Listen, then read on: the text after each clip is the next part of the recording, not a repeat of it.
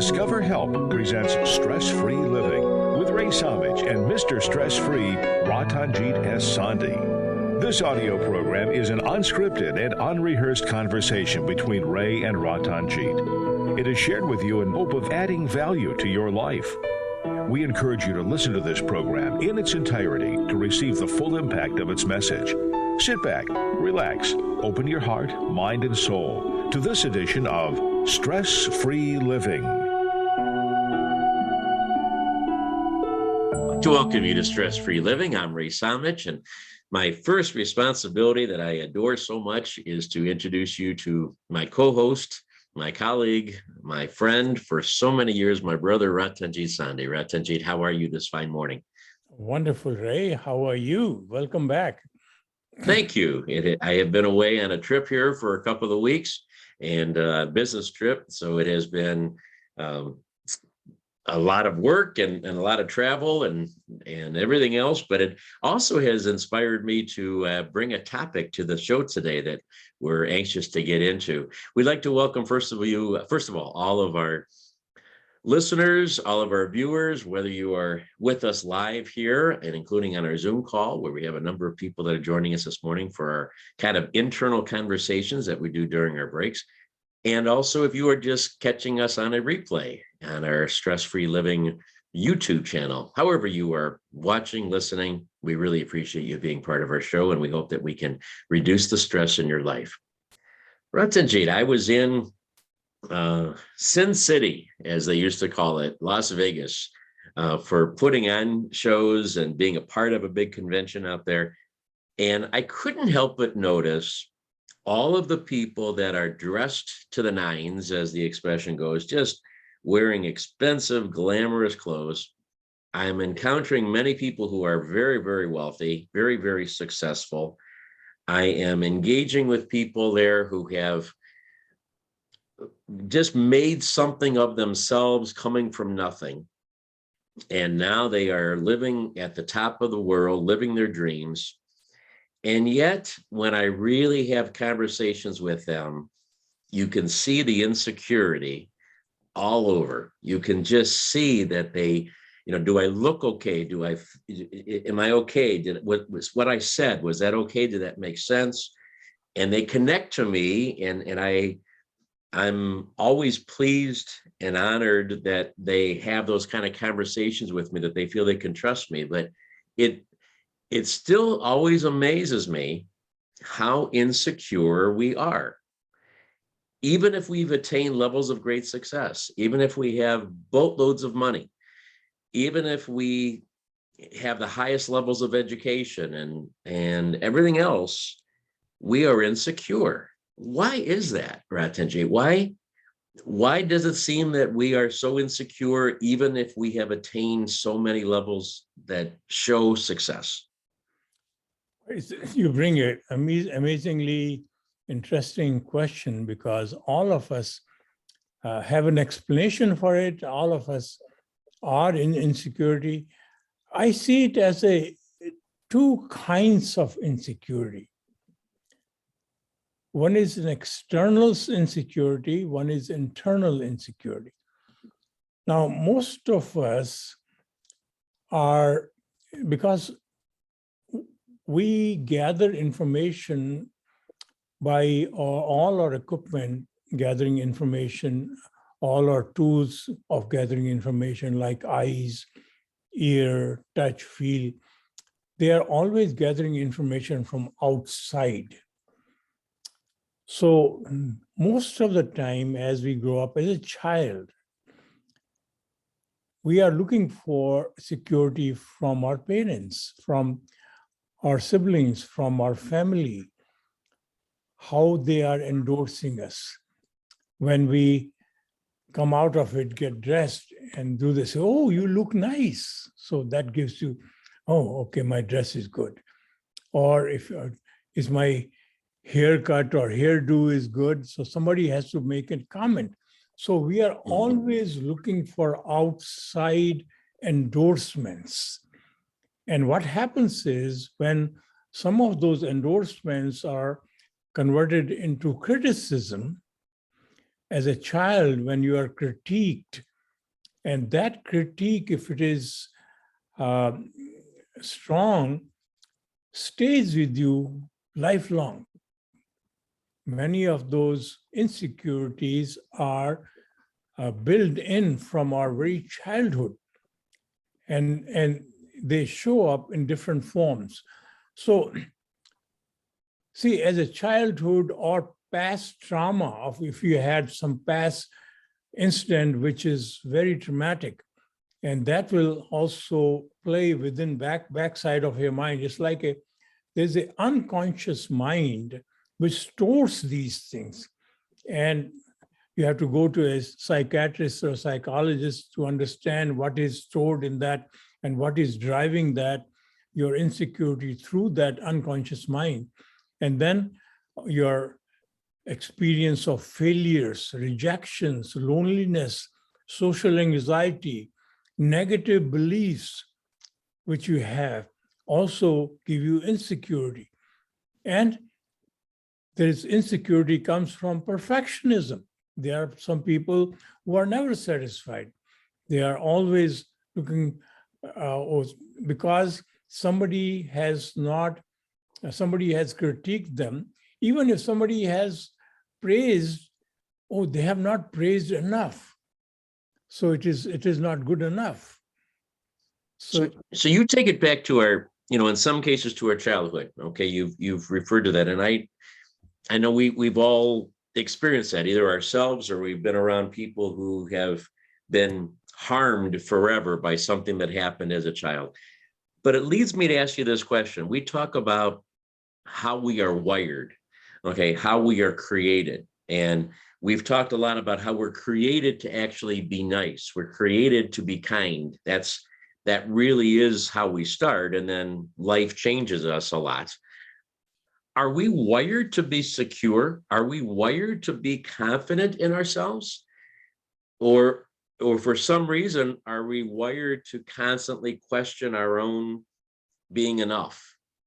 What do you think? It all depends on how we consider ourselves as being. So if I am getting my security from my wealth, from my education, my degrees, from my diploma, from my title, from the kind of friends I have in high places. So if all my security is coming from that side, so you will always remain insecure, basically. So see, the thing which we have talked in all these shows, if your brain, which is basically your computer, so you feed data in the computer and the data comes out. So this, as they say, garbage in, garbage out. But the data gathering instrument, your eyes, your ear, and all that they gather the data, they feed the data. And now, if this brain is guided and controlled by the human body basically, Ray, doesn't matter how strong you are, which wealthy family you're born with, whether you're a billionaire or you are the prime minister or president of a country, if you are guided by the human body, your brain is under the influence of the human body forever is insecure. It knows it is going to die. It has limited time. It can be hurt. So you are constantly vigilant to protect this human body. And so the question is, what else is there to guide our brain? So until we realize, before we go there, I think you have some question. Yeah, but that's kind of the culmination of the show that we will certainly get to. But I'm still trying to understand why. You mentioned, my question was about how we're wired, okay? In other words, how we're born, how we enter this world, in what capacity? Because you just said if we're relying on titles and successes and wealth, well, none of that has come into play when we're when we're 2 weeks old. Okay, we have no titles. I mean, we might, because maybe we're already prince if we were born into the king's home, but that's pretty rare. For the most part, most people at 2 weeks old have not accomplished anything, don't have anything to show for themselves, and they don't realize if they did. So at that point, when we're an infant, when we're newly born, do you think that we are already insecure at our personality nature? Or, I mean, when I see a kid at 2 years old, they're starting to express themselves. They're starting to strut their stuff. Typically, a 2-year-old around the house is very confident. They're confident in what they can do. I mean, they think they're Superman when they start putting a cape on and they run around the house. They can do anything. When they talk to you, they talk at a level as if they understand everything in the world, even though they have no clue. But they're confident in their actions. They're confident in their speech and in who they are. And so it seems to me that we were born confident. We were born secure. What do you think? Do you think we are, and then that changes? Or do you think that I'm just not having a good vision of the way most babies are, most kids? Well, see, it all depends on the experience a baby goes through. 2 weeks old baby or 5 weeks old baby, it so happened that she gets caught in the pillow or the blanket or something and can't breathe. And for a while, the baby will be tormented.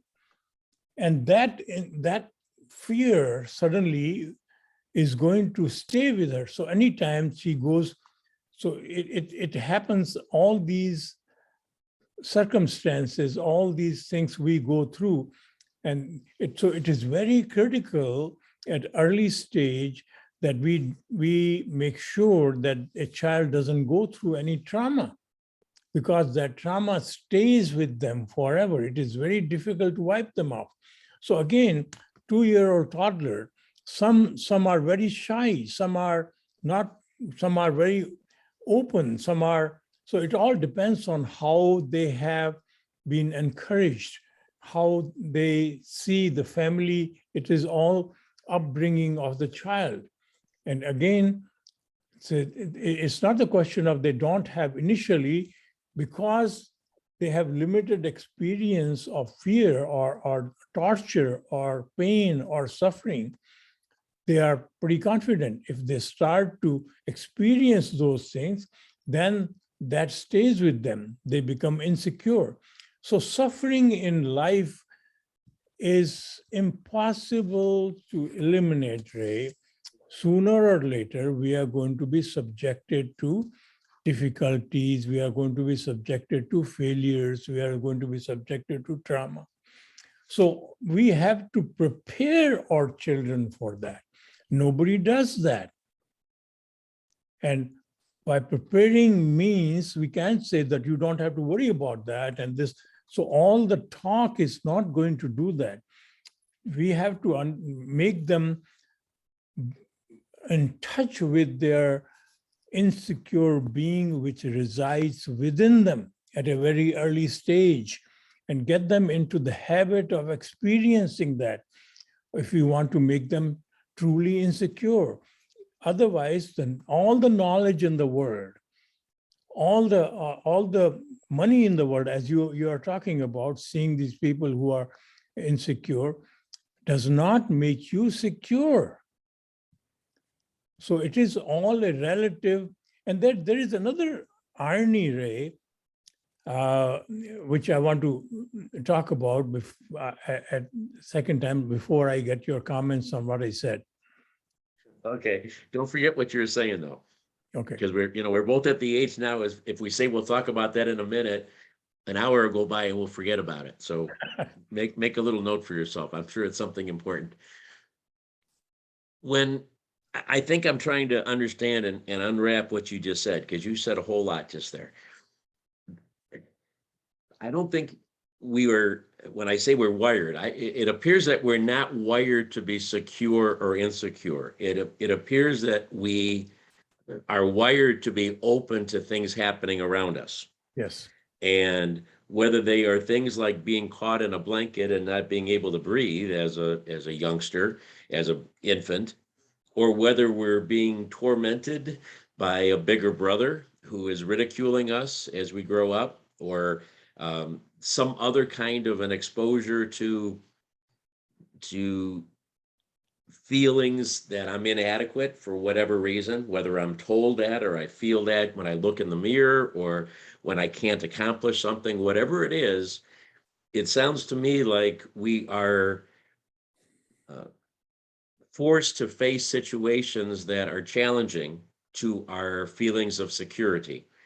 And if that's not remedied at an early age, if our parents and our support staff, support system doesn't help us at that early age to overcome those, we could be insecure for the rest of our lives because we will always look back to how inadequate we felt or how challenged we were and how we couldn't overcome that. At the same time, and I guess I can say this about myself, my parents, my family were very supportive of me. And so like anybody else, I had things I couldn't do. I had difficulties that I didn't get done right. And yet I had a support staff there that said, that's okay. You know, this time it didn't go well, but next time it'll go better. If you have that kind of a support team around you, then you are much more likely to be confident going at it the next time and not less confident because of what happened the first time. Does that kind of summarize a little, some of what you said? I know I'm not getting into the spiritual aspects of who we are, but just from a human understanding, it seems that we are in control of our early age path for security or insecurity by what we experience and how we respond to it and how other people help us respond to it.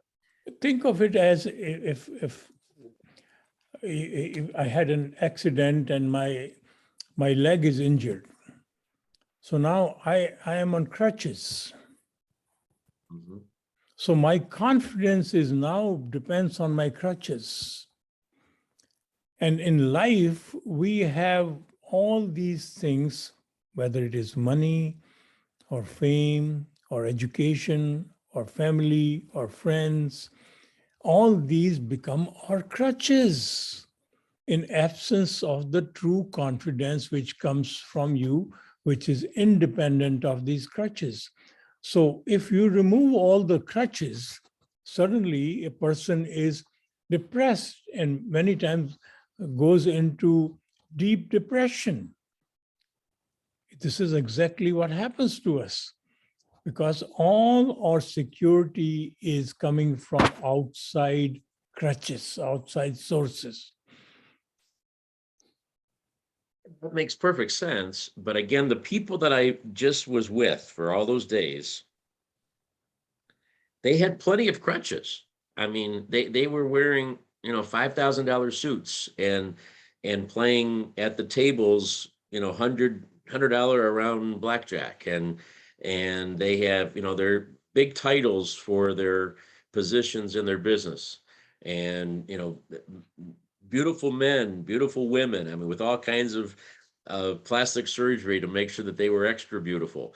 And I mean, all of the indicators of success were rampant there. And yet, so they had the crutches. They had the crutches, but they were still, when you meet with them one-on-one, they still don't feel good about themselves. See, Is it a catch-22? I mean, the better the suit they buy, the bigger the car they buy, the fancier the suite that they stay in, even makes them more insecure. well, they compare the crutches. They say, "Oh, he's got better crutches than I do," or "She's more beautiful than I am," or so. Those are all crutches. See, it's like there was an old Japanese custom. All the wealthy girls, they wanted to. There was a prestige of having small feet.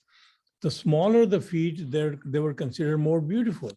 So they would put their feet from childhood into a wooden shoe so they won't grow. So as they grow up, they were not able to walk properly.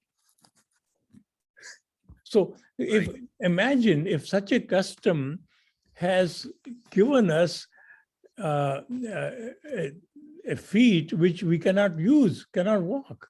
So we have to have crutches then walking around. So everybody in our society, if we lived in a society who has a custom to put your feet in your wooden shoe so that they don't grow, and so everybody has to have crutches. So suddenly, whoever has a more beautiful, more automated, more designers crutches would be more secure. So we are constantly comparing. See, there is. I think we better take a break before we get into. Okay, all right. We're gonna, I think, half open and half finish a lot of thoughts here today, because we are going all over the place on this particular topic. It is something that kind of hit me just right in the head when I looked around and I saw all the wealth and all the beauty and all of the success, and yet when I really talked to a lot of the people, you could just see the insecurity in their face. I thought it was something that perhaps we all feel to some degree, even if we don't have those levels of success and wealth. Are we still insecure? And obviously we are. We're going to come back and talk about how we can maybe turn that around for each one of us and better understand how to connect to other people around us as well. This is Stress-Free Living. We'll be right back. All right, we have 90 seconds during the break. I know we're going all over the place today, but if anybody would like to share a thought with us at this point, we'd love to hear from you.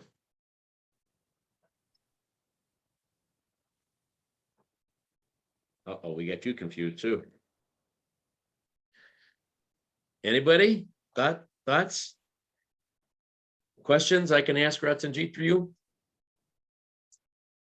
So this is Doug. I guess, what I think is interesting about this conversation is kind of surprised. Yeah, but Ray, what you were saying, all the, I guess, very, very successful people, you found out that they still have all these insecurities, which kind of surprises me. I would think that it would almost be the opposite.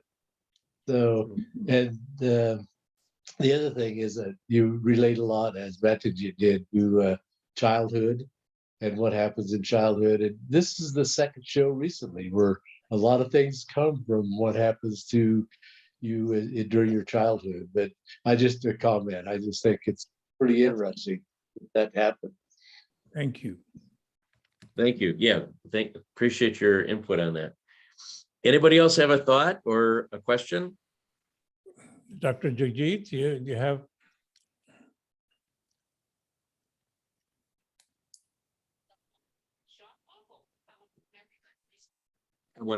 At some point, I want to go back to that children, that angle, because I think that is important to go back to what we can do to help our children be more secure.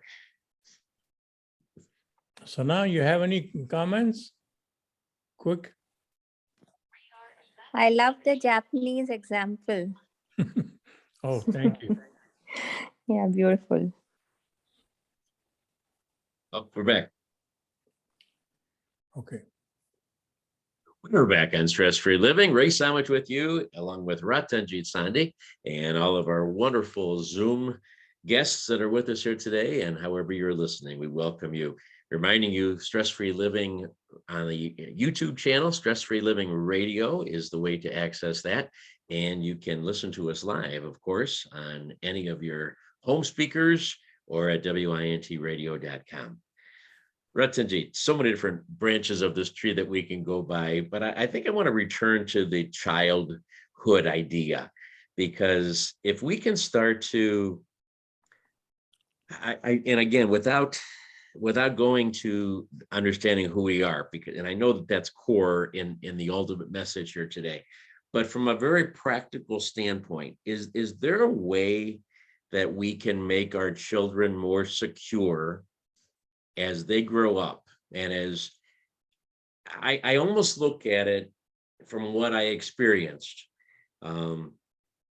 a very successful man. I had a couple of incidents in particular. I had a very successful man who spoke at an event that I was putting on. And afterwards he came over to me, and he is more successful in wealth and in business than 99.9% of the world. Okay. And so, but afterwards he looked at me and he said, "Do you think I did okay?" And I says, "Yes, you were wonderful." I says, "You were excellent." He says, "Really?" He says, "Because I don't think I did okay." And I said, "Oh my gosh," I couldn't believe that he was opening up to me that way.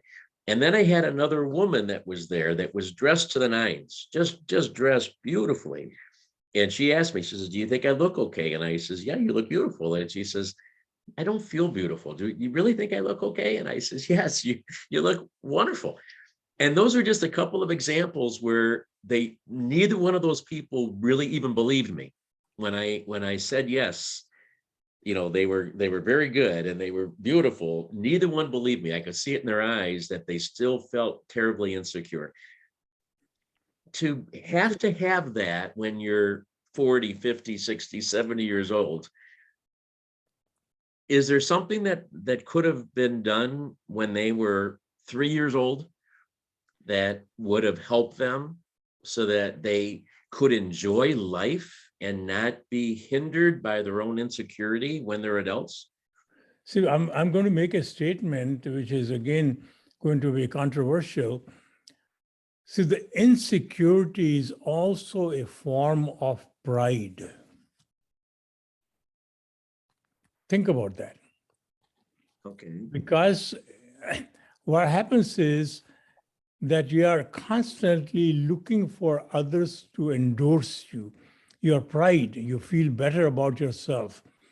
It comes from having more degrees, comes from driving a better car. It all boils down to what people think of you. How would I be seen? We always make decisions. No, I can't do that because what is world going to say? And what people are going to say?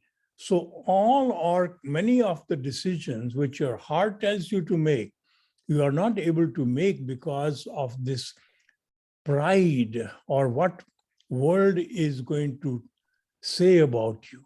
You are so entrenched in this false persona of how people perceive you. You spend your entire life, waste your entire life, and sacrifice your relationship, sacrifice your loved one, all on what world is going to say. You have a thought? Yeah, I understand what you're saying, but is pride, does that test our insecurity? Is our pride just another word in this for insecurity, or are you saying that's a whole separate thing? Pride is directly proportionate to your insecurity, Ray. And there is another thing which you have to realize. Our entire world's economy is founded based on human insecurity. Look at some of these high-priced brand names. So for a little bag, you pay $10,000, $40,000, $100,000 just to impress somebody, because that bag has been published in certain high-fluting magazines and say, "Oh, this is a limited edition. There are only 100 bags produced, so this is going to be $100,000 each." And people, they're gone. If you want to buy that, you cannot get it. And then, so that is all about your insecurity. And you are advertising, you are advertising genius. So what are our ads based on? Fear and greed. Absolutely. Sure. Fear and greed. So insecurity is all fundamentally based on one element, just one element: fear. Fear. fear of being criticized, fear of failure, fear of looking bad, fear of all these things basically give you insecurity. And insecurity is directly proportionate to, see, when somebody is so insecure, I've heard many of these people who have become billionaires. So many of them come from very limited resources. So say, I made up my mind, I'm never going to see this condition again. I'm going to make so much money that I'll never have to do this. So their driving force was insecurity. And that is why a billionaire wants to become a trillionaire. And that is why, can all this world's problem be solved by all the money gathered in a very limited few people? Yes, but they won't part with the money. Have you ever taken a billionaire out to lunch? They will never pay. I have done that many, many times. So That's how they became a billionaire. Wow. So they keep getting more, not giving more, but they keep adding more because of the insecurity. And, Yes. we've all witnessed that. There's no question about it. You know, the newer car has to come out, the newer watch has to come on the market, and they have to get it. Economy will The collapse. newer, There's no insecurity. The current yeah. economy, the way it is, will collapse if the insecure people became secure. So getting back to the children, okay, is that something that can be taught to the kids? Can we tell them that doesn't matter, that those insecurities are part of fear and there's nothing to fear? See, I mean, can we eliminate that fear? Children do not learn from lectures, Ray. They cannot be taught, making them sit down and explaining things. They basically copy your habits through mirror neurons present in their brain. This is scientifically proven. That is why the children are more influenced by the habit their parents carry. So an insecure father or mother cannot make their child secure. So until you become secure, you cannot bring your children to be understanding this concept of insecurity and security. So that is a fundamental flaw in our education system. That makes sense, and I have to agree with that. Do we even try to say that the more you achieve, the more, Sam, I have a confusion with the word pride, because to be proud of yourself, I mean, I always told our children to be proud of themselves. I mean, to have pride, to want to look nice, to want to dress up nicely, to want to say the right things and do the right things for themselves, and know that they have pride in who they are, okay? And be proud of themselves as good, upstanding young men and women. Where does that go wrong to be a bad thing? Where does that change to now be synonymous with insecurity because they're showing too much pride? I'm always confused with that. Is pride, being proud of yourself, there's nothing wrong with that, is it? I mean, that you've done a good thing, that you've worked hard and achieved something. Is that, how should you exhibit See, the science, confidence and feelings when you do that? let's understand through science. So science, neuroscience did an amazing experiment, and they found out that they were trying to find out why people have empathy, why people are more compassionate, why people are more kind. So in their research, they found that people who have more empathy, they relate with the pain and suffering of others, right? It makes sense. Sure. Right.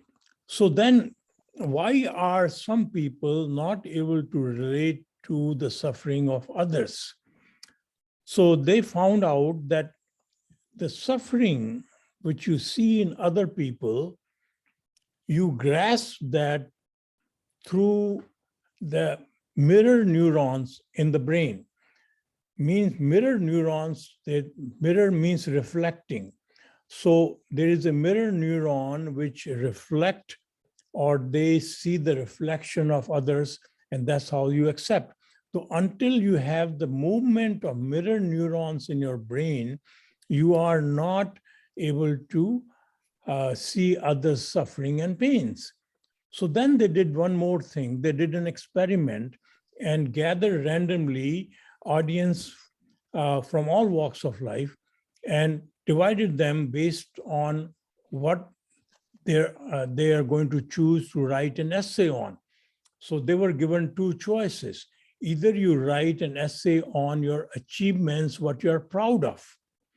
And other part, you have to write an essay on what you are, what challenges you faced and what you are grateful for.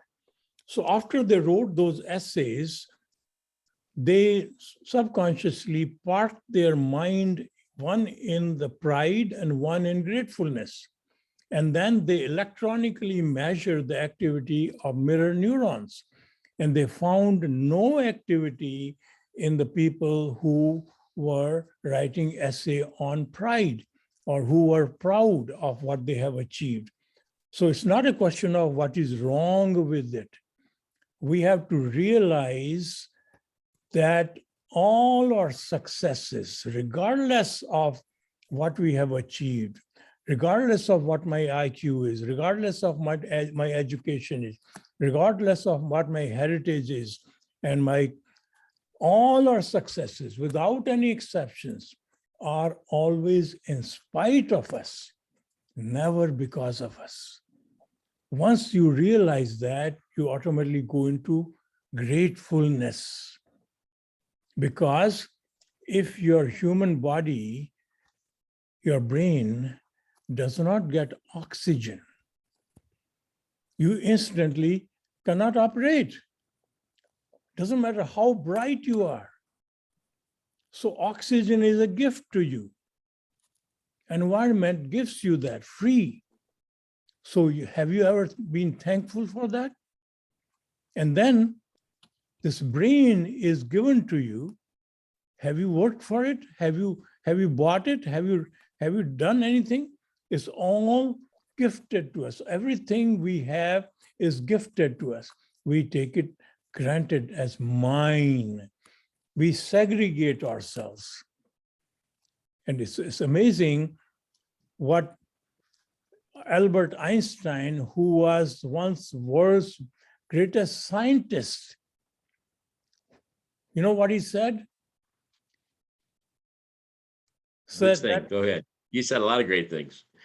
He said, a human being consider ourselves, the life as a separate entity. Everything is separated from the rest.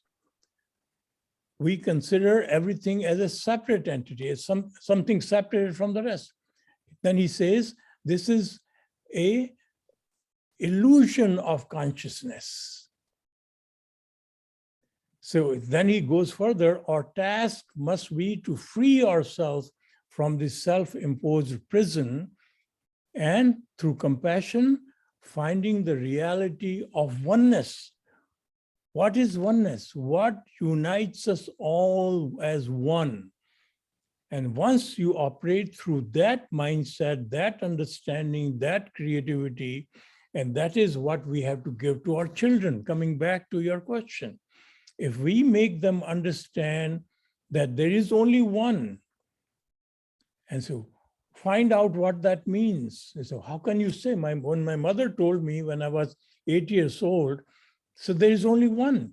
I said, how can you say that? You are sitting there, I'm sitting here, we are two. So that is why you have to search. You give them this task in life rather than giving them the answer. So the key of your success lies in deciphering the understanding of we are one. So now your brain goes looking for it, your brain goes searching for it, and sooner or later you're going to conceive and understand that. And at that point and that point alone, all your insecurity will disappear.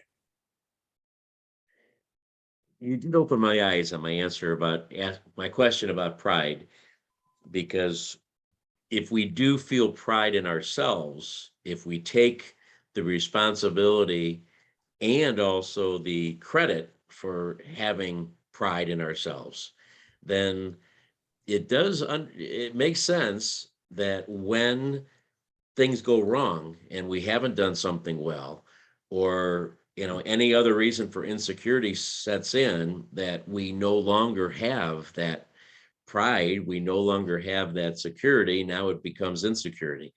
If we realize that we were only having our successes because, as you said, oxygen allowed our brain to function, we were given the brain in the first place, an idea came into our head that we were able to expound on. We were born with special musical abilities or communication abilities or IQ or whatever it is.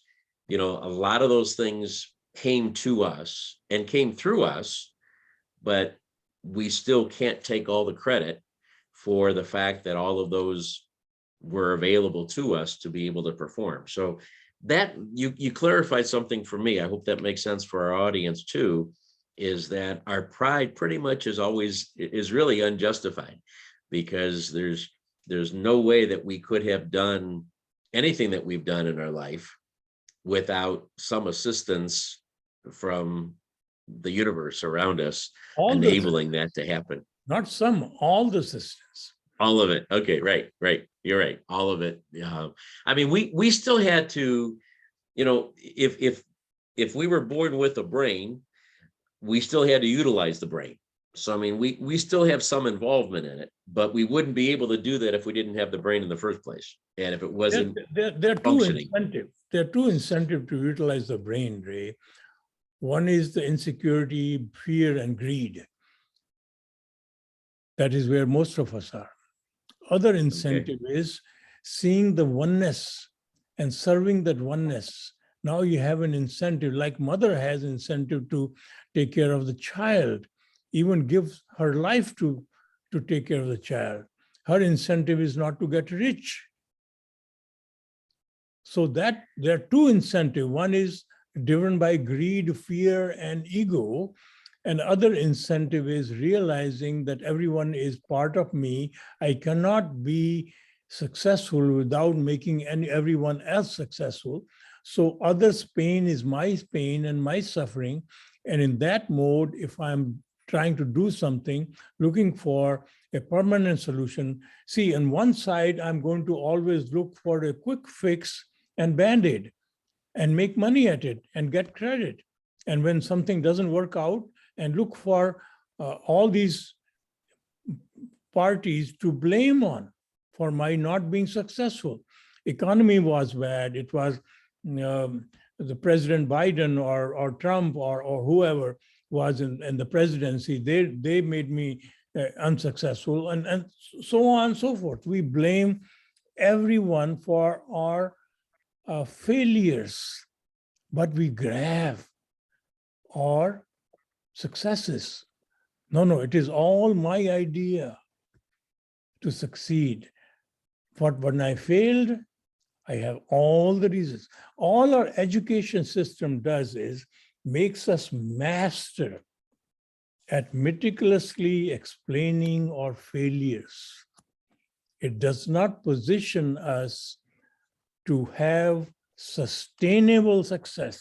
Yeah, they succeed, but success goes like a roller coaster. That's pretty deep. There is that all of our education does is helps us meticulously explain our failures. Okay. I think we've all done that in our lives. We've all immediately said, okay, what am I going to say? Why this didn't work?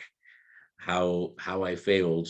And we immediately have gone to that instead of taking the responsibility for that, just like we take the responsibility for our successes and our gains. Very interesting. We are today talking about insecurity in our life, no matter what we accomplish. And we've got a few minutes to wrap it up on the other side of this break and bring it all together to figure out how we can be secure in our life, no matter what level of success or wealth or power we have achieved or not. Can we still be secure in our lives? We'll be right back. All right. We have 90 seconds. If anybody would like to have a question that I can propose to Ratanjit to wrap this up or give us a thought.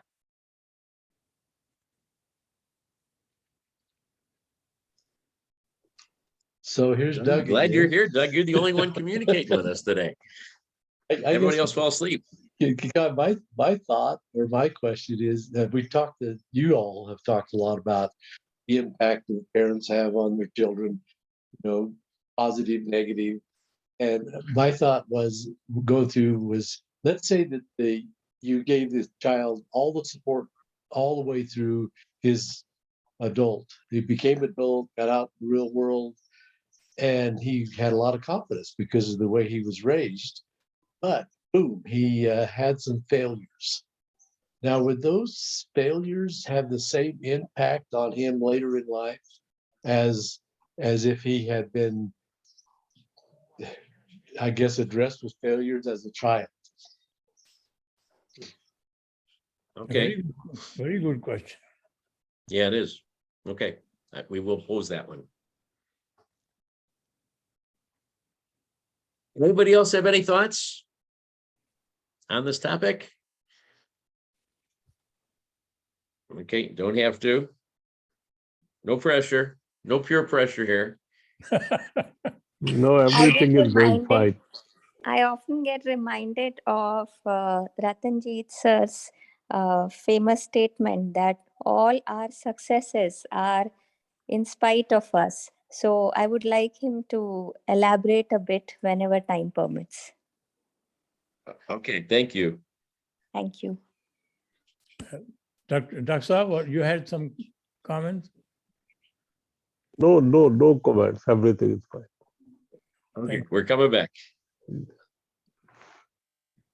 We are back on Stress-Free Living. Ratanjit Sandhi, yours truly, Ray Samich, with you today, discussing our insecurities of life. No matter what we have attained, we still seem to have some level of insecurity. We've pretty much diagnosed that as being part of the fear of being a human being and the fears that are in our life. And of course, understanding that in our sophisticated society, the world is catering to those fears. They really are, in terms of the advertising messages, to tell us that we're not going to be happy unless we have this. The media that are trying to perhaps make us think a certain way and help us to fulfill their agendas, which we know sadly is the case. And as a member of the media, I can sadly say that that is going on around us, that are trying to influence our thought processes and make us fearful of anything that they would like to share with us. So we know that that's all there. We know that that's not good. It's creating a society of insecure people that therefore are not in any way thinking about oneness. They're not even considering the fact that they should have empathy for others because they are so caught up in our own life, in our own world, and our own insecurities. And we can't handle our own levels of feeling good about ourselves without even considering helping others and thinking about others and where they're at in their life. And it creates a pretty difficult situation, challenging world for us to be in right now. Ratanjit, a couple of moments here we have for some quick questions. One of our Zoom guests here said, let's say we do everything right as a parent and we exemplify all the right things to enable our children to be strong and feel good and feel confident and secure. And so they go through life, much of life at a level where they're coping pretty well. They're not insecure, and they are grateful, and they are, achieving successes. And then something does happen to them later in life. So something now really knocks them back. Okay. Does that have the same level of challenge to them at that age, when they have done everything right so far, when they have a track record of being secure? What happens there? Are we all going to eventually get knocked down and have to realize that we are human insecure beings? Well, see, this is a very good question. As a parent, today's parents, they pamper their children because they have seen and read articles on how the childhood torture can stay with you. So they try to protect them in any way, which form. They don't say anything. They always praise them. Oh, you are the greatest. You are this and you are that. And so we created a generation of people who are expecting the whole world to give them everything on a silver platter. But the reality of life is that you are going to be ready for harshness.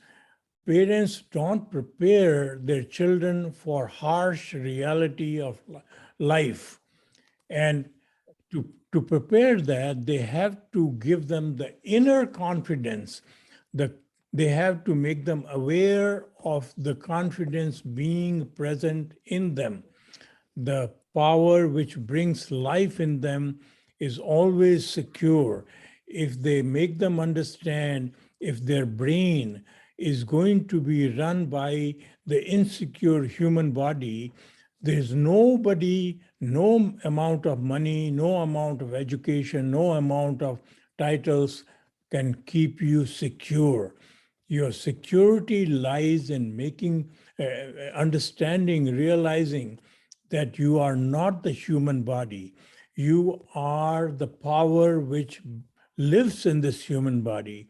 And if you systematically, slowly learn to live in that mode of spirituality, or this mode of being connected to the power and seeing the power in everywhere, in everyone, so then you are going to be humble. So the humility also comes from two angles. If you are insecure, a lot of people will be very humble. And then if you are secure, you are going to be humble.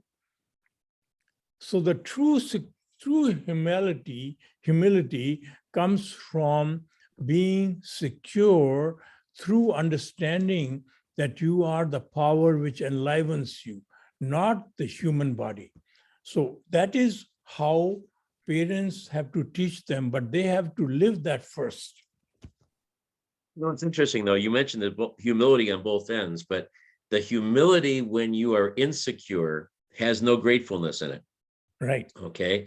Because you're doubting yourself, you're doubting everything around you. When you are secure and humble, okay, that's because you are very, very grateful, realizing that we are part of oneness. Absolutely. And we're empowered, universally unlimited in terms of what we can do. Absolutely. Yeah. So that's the true humility that comes with that too. So parents have, instead of supporting them, they have to give the truth to the child so that the child is prepared for all the harshness which the world is going to throw at them. And that truth is that you are one. And as a human being, we are just always so subject to failure, to making mistakes. I mean, even if we are at the very top of our game, things can happen that can knock us back down. I mean, we really can never be totally secure if we're in that human mode. Yeah, because absolutely. Life is just, more than ever today, life will just come at you. But if we realize that we're here forever as part of oneness as part of eternity, then, I think it just lightens the load totally in terms of what we have to do, what we have to expect of ourselves as a human being. We can't live up to it as an individual. Ratanjit, this has been fascinating. You've always take these things down different paths than I expect, and you did that again today, but I've really enjoyed it. I hope our audience has too. Thank you for sharing your love and your wisdom with us, as always. And thank you to all of our guests, wherever you may be and however you may be listening. We appreciate you being with us here today. Remember, we're all playing the same game. Have a great day. We'll talk to you soon. Thank you.